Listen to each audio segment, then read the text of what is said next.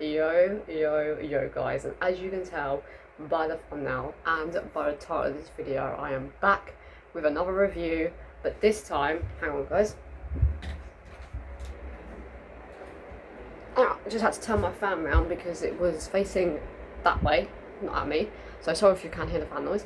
Anyways, as I was saying, we are back with another review, but this time, as you can tell by the thumbnail and the title of this video, it is the Smackdown before Night of Champions, which happens tonight at 6 PM UK and Northern Ireland time and finishes at 9 PM UK and Northern Ireland time, and then the press conference starts at 9 PM on WWE's YouTube channel, and obviously the Saudi Night of Champions show starts at 6 PM on Netflix. Can't believe it's today already. Like, it literally feels like we've only just watched Money in the Bank. Pretty much we have only just watched Money in the Bank, but because like the PLEs are like so close together, it feels like Money in the Bank was like months ago, but it wasn't. It was literally 3 weeks ago. Yeah, it was 3 weeks ago today to be exact, which is actually quite crazy that was 3 weeks ago already. But yeah, so there isn't a lot to talk about when it comes to the last night's Smackdown. Fantastic ending segment. I was absolutely crying with laughter. Absolutely fantastic. We'll talk more about that when we get onto it. But other than the tag team match between, well, we'll get onto it. But yeah, there wasn't a lot on. The Smackdown was a really good episode, like a really overall good episode. But there wasn't a lot to take from it. So I've only written down like that much. That's it. So, which is not a lot compared to what I wrote for last week's Smackdown. So there's a bit of a big difference there. I was going to give this Smackdown a high 4 out of 5 because, for one, if you watched it on Netflix last night, well, I think if you watched it anywhere around the world, everybody completely missed the Randy Orton and Cody Rhodes segment to hype up their match at Night of Champions tonight for the finals for the King of the Ring, because the arena in Saudi Arabia, the power went down, so they had no power in the whole building for 32 minutes, I think it was 33 minutes. So Cody and Randy had to carry on doing their promo with no like sound to back up what they were saying, because there was like everything was dark. Like, nobody could see them on the, if you were really far away, you couldn't see them on the the screen. I don't know, screen. Yeah, the whole show went down. It wasn't Netflix. It wasn't anything to do with Netflix. It wasn't anything to do with WWE production. It was the Saudi arena that they were performing at last night. They had a power outage, so there was no power for 30 to 35 minutes. So we missed the whole segment with Cody Rhodes and Randy Orton. So I can't give my opinions on a segment that I literally don't have a clue what was said, which is kind of annoying because it's a part of Night of Champions tonight, and it's part of the review that I kind of need to speak about it, because it's literally one of the main matches that is happening on tonight's PLE. But we can't do that because there was no footage for 30 minutes of Smackdown, and we had to listen to that stupid song for like 30 minutes. When we got to the 20-minute mark of there being nothing still, I turned it off. I muted my TV because that music was running through me. Oh my god, they need to change that. Like, they really need to make it something different. So like, if this happens again, there's like that for a few minutes, and then they're like, it's a different song for a few minutes, because when we had adverts, I was just like, no, this is just too much. The sound, Jesus. But that segment can't help that it was cut from Smackdown. Like, we can't help that. So I'm not going to downgrade Smackdown because of it, because it's not WWE or Netflix fault. It's the arena's fault. And yeah, there was two matches that were really, really, really enjoyable to watch. And then the main event. Yeah, the main event. well, not the main event match, but the main event that happened on SmackDown last night. The whole situation with John Cena and Punkonomics, not Thuganomics, Punkonomics, CM Punk.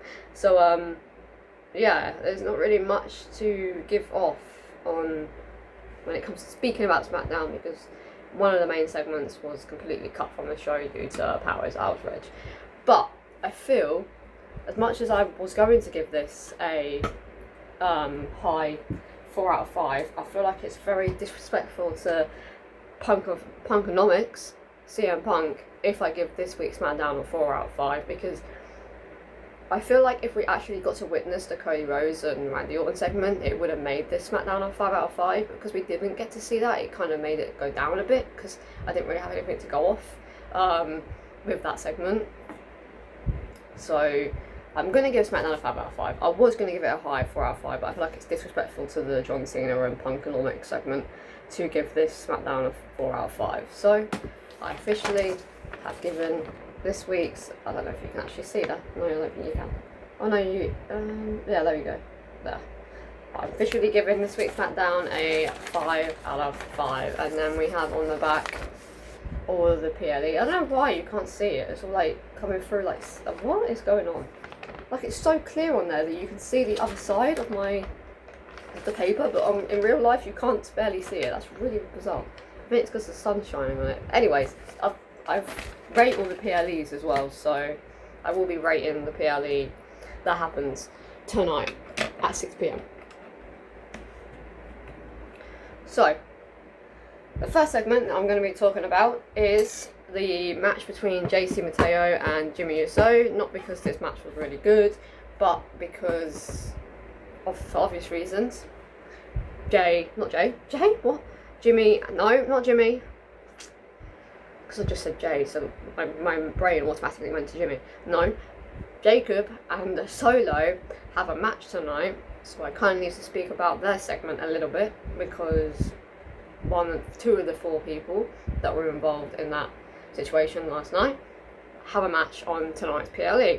So it is the go home show last night. Well, it was the go home show last night for SmackDown for tonight's PLE. So we need to speak about Jacob and Solo. So yeah, Jake Mateo and Jimmy Uso had a pretty decent match actually. It was a quite good match to start off SmackDown. I quite enjoyed it. Not one of the best matches of the night, but it was pretty decent. And then Solo tried to again get Jimmy to join back his bloodline.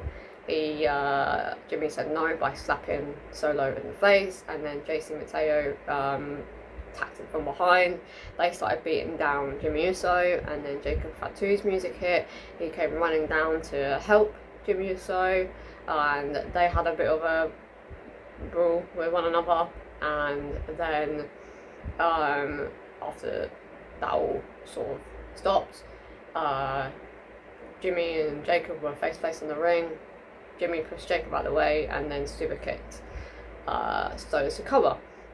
So there's not really much to take from Jacob and Solo having something together, because it mainly was centered around Jimmy Uso and Solo, I would say, more than Jacob and Solo, even though Jacob and Solo are the ones that have got a match tonight. Throughout the whole show, there wasn't really much interaction with Jacob and Solo. They stared each other down for a little bit, but then that was it. Like, there wasn't really much that happened between those two, which is not great, because it was the go home show for Night of Champions and those two have a match tonight, but there wasn't really much interaction between both of them. So a little bit annoying, but it was still a pretty overall very good segment, so I quite enjoyed it. But yeah, kind of wish we got a little bit more of Jacob and Solo together, considering they had a match, but it's what it is. The next match that I'm going to be talking about is the match between Zelina Vega and Julia for the United States Championship. As soon as Zelina came out first and then Julia came out second, I knew straight away that 100% Julia was winning. I already knew that Julia was going to win. This match was very obvious, to the point that I barely watched it because I just knew that Julie, what? No, that's a YouTuber. Julia was gonna win because it's just so obvious.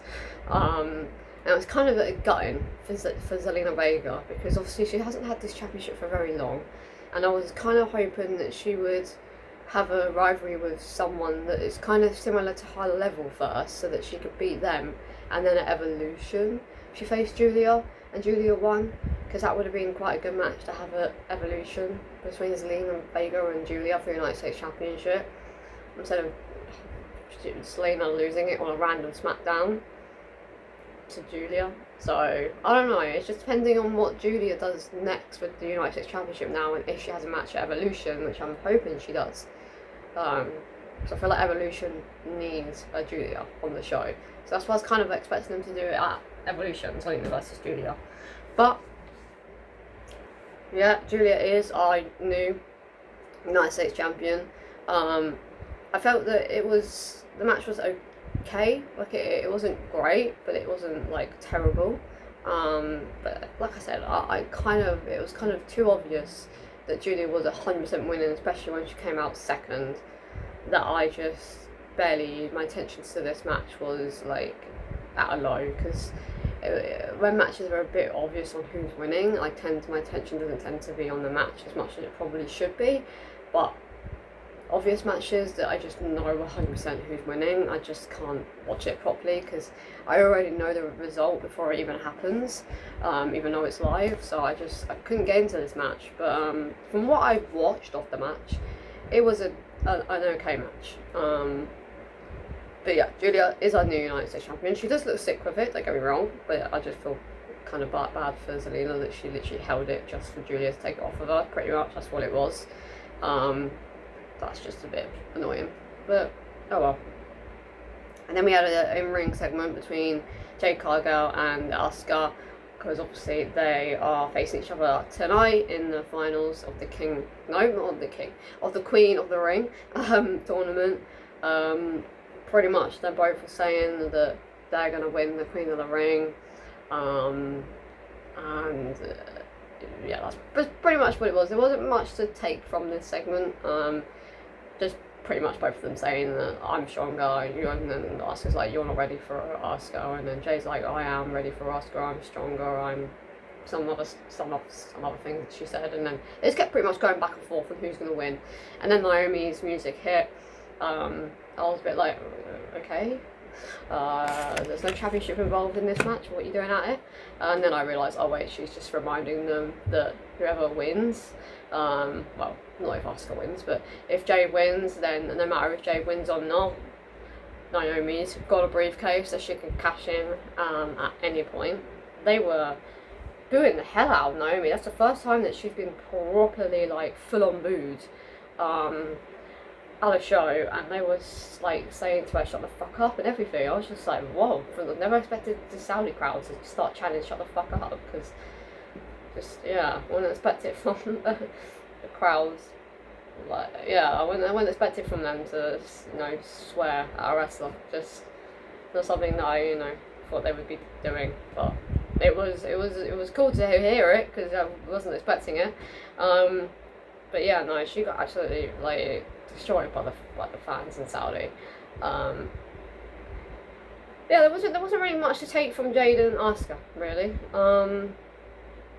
Obviously, when Naomi made her way to the ring, Jade had enough of her speaking, so she pushed Asuka out of the way, and then attacked Naomi, and then Asuka started attacking Jade Cargill, because obviously Jade Cargill pushed her out of the way, and it ended with Asuka standing tall, which doesn't necessarily mean that she's losing, because if Cody Rhodes stood tall every single time against John Cena and he lost, never mind, I was about to say that actually, no, never mind, never mind, he did lose, what am I on about? So yeah, the person that stands still does lose, what? Oh fuck, yeah, no, never mind, I completely just caught myself out there, didn't I, really? Oh my, yeah. I don't know, like, I'm hoping that this whole theory of, like, the loser being the one on the floor isn't always the one that wins, because I really want art. But then at the same time, like I said in my prediction video yesterday, there's more matches that they could do with Io than there is with Tiffany. So I definitely do think that Jade Cargill's winning tonight now. I've said Asuka in my prediction video, but I did say in that video that I actually have a feeling that Jade actually makes more sense, because there is more match ideas that they could do with Io's championship, because obviously we have Stephanie, we have Asuka, we have potentially Rhea, potentially Becky, Bailey. No, I mean, like, there's quite a few people that, Roxanne, there's a lot of people that could have feuds with Io going into SummerSlam, but Tiffany, there's what, Nia Jax, Bianca, and Jade. That's it. There's not really many people that I can think of on SmackDown that are worthy of having a match against Tiffany, so Jade's not winning tonight, I feel now, but oh well, I've already went with Asuka, but yeah, there wasn't really much to take from this segment, but it was decent. The next thing that I want to talk about is the absolute, probably tag team match of the year, in my opinion, between DIY and versus Andrade and Rey Fenix. Oh my god, what an absolute classic of a tag team wrestling match. Like, absolutely fantastic. All four of them got a good showing last night on SmackDown, all four of them, and it was so fucking incredible to watch. Absolutely amazing, like, from a technical stance, from a high flying stance, from a powerhouse stance. It was just so fucking good to watch that I could literally rewatch that match like several times throughout this year, because it was just so fucking good. I really do hope that they officially make Andrade and Rey Fenix an official tag team together, because I feel like Penta's better as a single competitor, because he just looks more like a single character than Rey Fenix does. I feel like he gels well more in a tag team scenario. So I'm hoping that they make Andrade and Rey Fenix an official tag team, and when the draft happens, they move them to Raw, so they can be like a little bit of backup for Penta if Penta's getting like beat down. So then we get like Lucha Brothers like here and there sometimes. So I'm really hoping that they make Andrade and Rey Fenix an official tag team with one another, and they go to Raw. And when the draft, because apparently there's supposed to be a draft after SummerSlam, like the Monday night after SummerSlam, and the Friday night after SummerSlam, there is supposed to be drafts happening, which is, I don't feel like that's the right place to start doing the draft, because we literally have a PLE, what, like 3-4 weeks after SummerSlam, so during a draft, like 2 weeks before the PLE, just doesn't make sense to me, because the matches are going to be a bit weird and a bit like quick. So I'm hoping that they don't do the draft then. I feel like the draft would be perfect for Monday Night Raw this week. I like that wouldn't actually, no, that wouldn't even work, isn't it? We're so close to SummerSlam, you know. I don't know, I feel like they should leave it for like November or something. Not after SummerSlam, but I don't know, apparently there's supposed to be a draft. But anyways, no matter when the draft happens, hopefully it's not after SummerSlam, but if we do get a draft happening this year, please keep Andrade and Rey Fenix as a tag team, because their chemistry, just the look of them together, would be a fantastic tag team, and also it would be fantastic to have on Raw, because Raw needs tag teams. I'm hoping that they split the SmackDown tag team in half of them move to Raw, and then a couple of the Raw tag teams, they move to, well, one of the Raw tag teams move to SmackDown. Like, just mix them up a bit, so there's a bit of both on every tag team. There's really good tag teams on Raw, really good tag teams on SmackDown, and there's some that are kind of down here on Raw, some that come down here on SmackDown, because at the moment SmackDown is just tag teams like all up here, and then Raw is like here to here. It's just a massive difference. So please officially make these two a tag team. But if you haven't watched SmackDown yet, and you just like to watch the reviews, because you like to just hear like the good parts of the Raw and the SmackDowns that are happening, please just go on Netflix or wherever you watch wrestling and just watch. If you don't really want to watch anything else to do with SmackDown, you just like to watch matches, you don't really like watching segments, match for this week's SmackDown to go and watch is DIY versus Andrade and Rey Fénix, because it was an absolute 5-star tag team classic. So definitely go back and watch that. And if you have watched it already, go and watch it again, because oh my god, it was so good. And then we had a segment between Ron Killings and Aleister Black. Ron Killings was calling out John Cena, but Aleister Black answered the call, and then done the Black Mass to R-Truth / Ron Killings, and then backstage he had bumped into Damian Priest, and Damian Priest said, "I know what R-Truth's like. If you want to have a match with somebody, then step up to me. Don't attack from behind," pretty much. There wasn't really much to take from it, but I wanted to speak about, because obviously Ron Killings is one of my favourite characters on SmackDown at the moment, so I can't not do a review without putting R-Truth / Ron Killings in the review, considering he's one of my favourites right now, because he's just so funny and just so good at his job. So good. I definitely think next week on SmackDown we're going to either get Damian Priest versus Aleister Black, or we're going to get Ron Killings / R-Truth versus Aleister Black.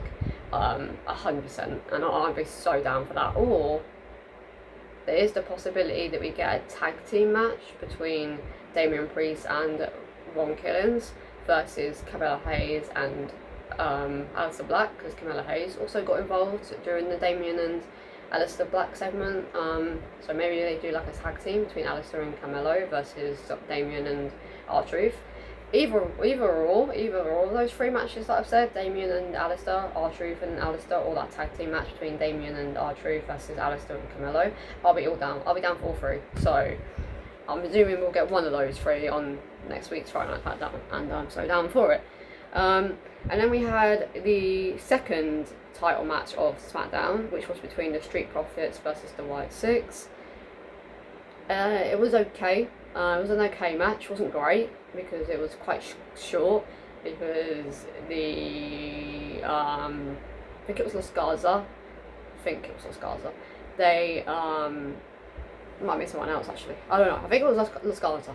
They attacked the Street Profits, so it caused a disqualification, and then all of the tag teams got involved and started brawling one another. The brawl afterwards with all of the tag teams was fantastic, like very, very, very enjoyable to watch, because they all got a good showing, especially with Montez like jumping over the rope, like not even the turnbuckle. How the hell he does that, I do not know, but everybody got a good showing in the tag team division last night, but just kind of got in that the match wasn't that great. But I'm down for whatever is going on with the SmackDown division at the moment, because I feel like they're going to do like a multi-tag team match, and that would be fucking amazing. I'm presuming they'll do it at SummerSlam, because that would be like a really cracking match to have on a SummerSlam. And the Street Profits, I feel like, have yet to defend their titles on an actual PLE. They haven't. I swear they haven't defended their titles on a PLE since winning them. I don't remember them doing that anyway. So hopefully SummerSlam is the night, because it's 2 nights, that the Street Profits actually get to defend their titles on an actual PLE in a multi-tag team ladder match maybe. That would be sick.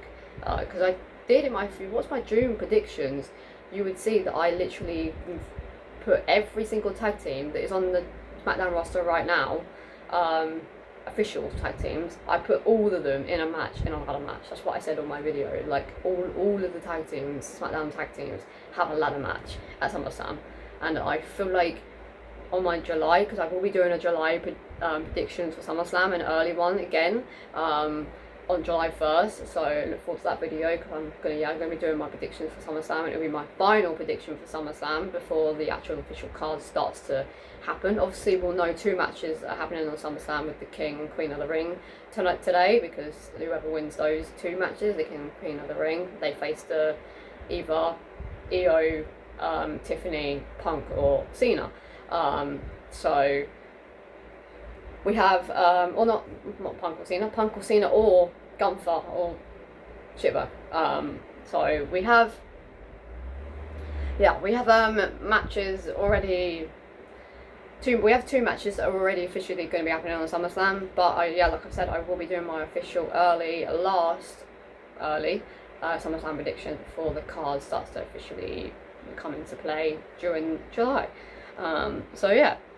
And then we had the absolute fantastic match between Nia Jax and Tiffany Stratton in a street fight. I was worried that this match wasn't going to be that great because Nia sometimes has good matches and sometimes she has really terrible matches. Like, there's no... Like, she constantly has good matches, and sometimes that's great. She either has really good matches or she has really terrible matches, but last night was probably Nia Jax's best match of her career because it was absolutely fantastic. Way more brutal than I thought it was going to be. I thought it was going to be a couple of chair shots here and there, a couple of kendo sticks, maybe like one table spot and then their moves, and then that was it. But no, we got double table shots, we got table shots, we got kendo shots, we got chair shots, we got announcement table shots, we got into the stairs, we got both of them doing their moves like multiple times, their signatures multiple times. We had so much more brutality, not Rhea Ripley, in that match than I expected. That it made the match way more exciting and way more enjoyable than I thought it was going to be. I had quite low expectations for this match, but it was really, really good, really, really fucking good. So good on Triple H and the creative team for making this match what it was, because it was fucking fantastic, and well done to Nia Jax and Tiffany Stratton for giving us like I'd say a 4-star classic, because it was really, really fucking good. Naomi did come out to try and cash in her Money in the Bank to set up the triple threat, but Tiffany stopped that from happening, and then that opened Tiffany to whack Nia Jax on the shoulder into the tables, and that was it for Nia Jax. Tiffany is still our women's champion. We only had one title change. We had 3 title matches on Smackdown last night. Kind of weird because Night of Champions is tonight, and we had more champions on. This is what actually is crazy. We had more championship matches on a Smackdown than we are getting on a PLE that is called literally Night of Champions. What the hell? Like, what? We would have had 3 championship matches on Smackdown and 3 on the PLE, but obviously Dominic and AJ match got cancelled because one of them didn't want to go to Saudi, which was understandable. So we would have had 3 on both. But because we only have 2 matches on the PLE now that are championship matches. There was more championship matches on the Smackdown than there was on the Night Champion PLE. But it was an enjoyable Smackdown to have before Night of Champions. And now we are on to the main event of Smackdown last night, which was between John Cena and Punkonomics. I'll put a picture of CM Punk right here, and I'm going to keep it up for the rest of the segment, the rest of the video that I'm going to be talking about this segment, because what a fucking guy. So here we are. We have CM Punk. No, we don't actually. We have thuganomics CM Punk. And oh my god, what a guy. What a guy. This is why CM Punk is the GOAT of the industry, one of the GOATs of the industry, and he is way more goated than John Cena, way more goated than John Cena. I don't care. John Cena is way below CM Punk in my eyes, because if you think about it, right, everyone's like saying, oh, John Cena is the best on the mic because of his promo last week. He copied CM Punk's promo. He literally, word for word, copied CM Punk's pipe bomb that literally happened 14 years ago yesterday. John Cena literally copied it near enough word to word, apart from obviously changing bits because it was John Cena doing it. So if you're saying that John Cena is the best on the mic in the world because of his promo last week, then you've automatically just said that CM Punk is the best on the mic in the entire world. Not in the entire world, in the entire WWE. Because John Cena literally word for word copied CM Punk's promo, legendary pipe bomb promo in 2011. So you've just literally just said that CM Punk's the best because John Cena copied CM Punk's promo. So this guy is the best on the mic, and I've always thought he was the best on the mic because he's fucking incredible. But yeah, he came out to thuganomics theme song, John Cena's old theme song. He came out dressed as thuganomics John Cena, but obviously he called it Punk Life instead of Word Life, and he was called Punkonomics instead of thuganomics. And then as you can see by the photo on his hands, he had drug free, and literally that fucking made me literally cry of laughter, because oh my God, I missed a lot of what was said in the rap battle, because I was just laughing, because just how he was dressed, because he was dressed as CM Punk, but dressed as thuganomics John Cena, but in CM Punk gear. So obviously he had the Chicago jersey on, he had the Chicago Bulls hat on, he had drug free instead of I don't know what John Cena actually says on his thing. Is it? Well, no, Word Life. Sorry, yeah, he has Word Life on his. CM Punk had drug free on his one, and then obviously he had the chain. It was just this guy is the GOAT. He's the GOAT. Like, he's one of the GOATs. If you don't believe that CM Punk is in top 10 of GOATs of all time, then you are just that's crazy to me, because look what CM Punk has done in the retirement tour of John Cena. He has made the John Cena retirement tour absolutely fucking amazing because of past promos that he done. John Cena was able to do that again, relive that whole pipe bomb situation again last week on Smackdown, and because John Cena stole CM Punk's pipe bomb, CM Punk stole thuganomics, which is what everybody wants John Cena to come back as. I know he did that, I know he came back as thuganomics in 2023, I believe, but properly, we want thuganomics John Cena. We're not going to get that, but the fact that we got punkonomics, like CM Punk, is just amazing. Like, this guy is just one of the greatest of all time, and if he's not in your top 10, that's just, I don't know, that's crazy to me. It's just fantastic on the mic. Every single character that he's been given, he has done fucking amazing with it. He has had feuds with the likes of Jeff Hardy, Triple H, The Undertaker, John Cena, Seth Rollins, Chris Jericho, The Rock, even much as I didn't like The Rock taking the title from him, but he's had rivalries with The Rock. Who else has he had rivalry with? He's had rivalries with so many. Rey Mysterio, the classic rivalry with Rey Mysterio, where Rey Mysterio shaved his head. So many. He's had so many fantastic rivalries in his career, and he's won multiple different titles, and he is just fucking amazing on the mic. He's good in the ring. Like, he's had classic matches with all of those people that I've just named, and every single character that he's been given, he's fucking fantastic. So how CM Punk is not in people's top 10s is crazy to me, because this guy right here, Punkonomics, fucking amazing. But what a segment last night. What a segment. We had fucking CM Punk rapping. I never ever thought in a million years that we would get CM Punk rapping before GTA 6. Like, what the hell? We got Punkonomics before GTA 6. We got CM Punk rapping before GTA 6. Even though he messed up a couple of times, but I feel like it just made it even better. Like, he was trying to be cool, so I actually quite like that he messed up, because it made it seem like he was trying to be cool.